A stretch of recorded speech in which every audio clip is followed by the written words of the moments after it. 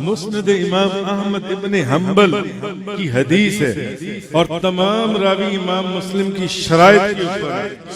نبی کریم صلی اللہ علیہ وسلم کی بارگاہ میں ایک بندہ آ گیا، کہنے لگا یا رسول اللہ میں کلمہ پڑھنا چاہتا ہوں، مجھے مسلمان کر لیجیے۔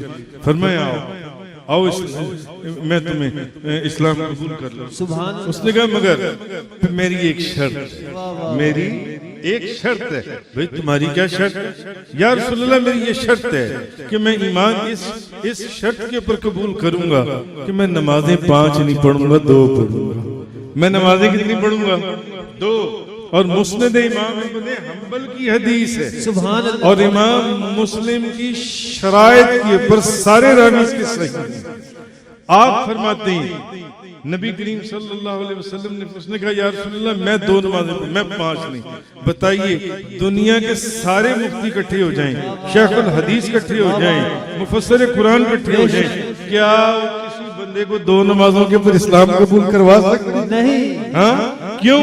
کیونکہ قرآن اور حدیث متواترہ کے اندر 5 نمازوں کا ذکر ملتا ہے، 2 کا نہیں ملتا۔ اور جو بندہ کسی کا 2 نمازوں کے اوپر اسلام قبول کرے گا وہ خود بھی اسلام سے باہر ہو جائے گا۔ مگر نبی کریم صلی اللہ علیہ وسلم، حضور نبی پاک صلی اللہ علیہ وسلم، حضور نے فرمایا تم آ جاؤ، تم 2 نمازیں پڑھ لینا، میں نے تمہارا 2 نمازوں پر اسلام قبول کر لیا۔